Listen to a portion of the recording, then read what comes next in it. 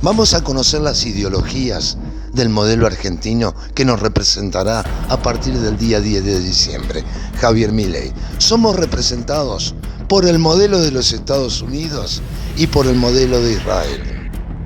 Y vamos a ver este presentador israelí, que es modelo de nuestro futuro presidente, cómo advierte en directo: Israel conquistar el mundo y nos va a matar a todos.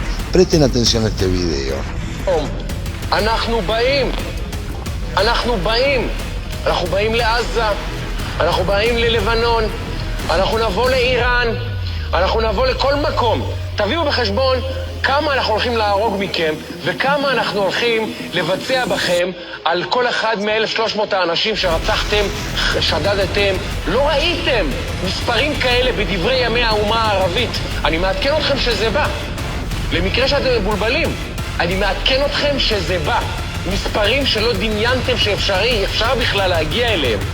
ואנחנו מוכנים להיכנס לבידוד בינלאומי, ומוכנים לריב עם ארצות הברית, ומוכנים לריב עם כל העולם ואחותו.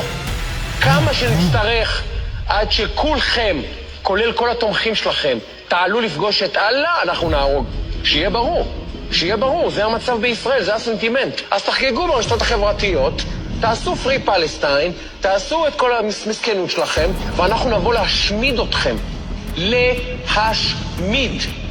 להשמיד. תעבירו את זה, תריצו את הסרטון הזה, שיראו כל החברים שלכם, מה אנחנו עומדים לעשות לכם.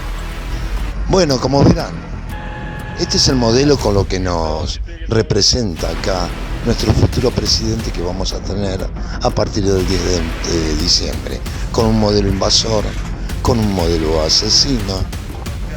Pero bueno, está bien, ya me están llegando muchos comentarios ahí y, como dicen algunos de mis seguidores, con plena convicción, los mismos que lo eligieron, ellos mismos lo van a sacar. Pero vos, ¿qué opinás?